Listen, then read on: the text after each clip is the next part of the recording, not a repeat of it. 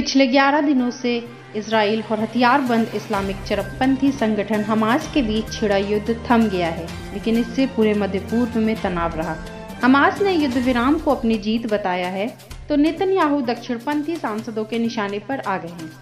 Times of Israel अखबार के मुताबिक हमास से युद्ध विराम के कारण दक्षिणपंथी सांसद और प्रधानमंत्री नेतन्याहू के कुछ राजनीतिक सहयोगी खफा हैं। इन्होंने प्रधानमंत्री नेतन्याहू को चेतावनी दी है। गुरुवार को नेतन्याहू ने हमास से युद्ध विराम की घोषणा पर मुहर लगाई थी।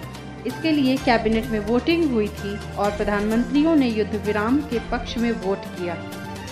इजराइल में न्यू होप के नेता गिडियोन सार ने सरकार की योजना की आलोचना की है।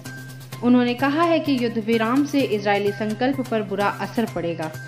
सार का कहना है कि युद्ध विराम को लागू करना हमास को मजबूत करना हो जाएगा और इजरायली हितों को नुकसान पहुंचेगा। उन्होंने कहा कि बिना किसी प्रतिबंध के युद्ध विराम को मानना राजनीतिक समझदारी वाला फैसला नहीं है।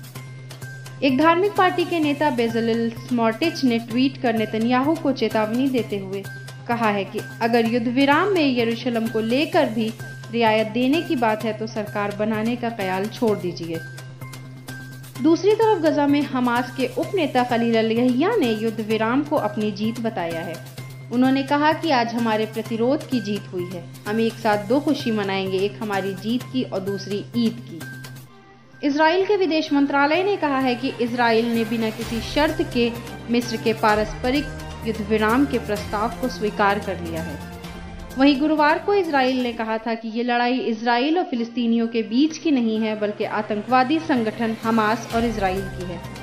इजरायली विदेश मंत्रालय ने यह भी कहा था कि वो बीमारी का इलाज चाहता है, न कि मरहम पट्टी। है कि वे शांति, न्याय और आज़ादी सुनिश्चित कराने के लिए काम करें।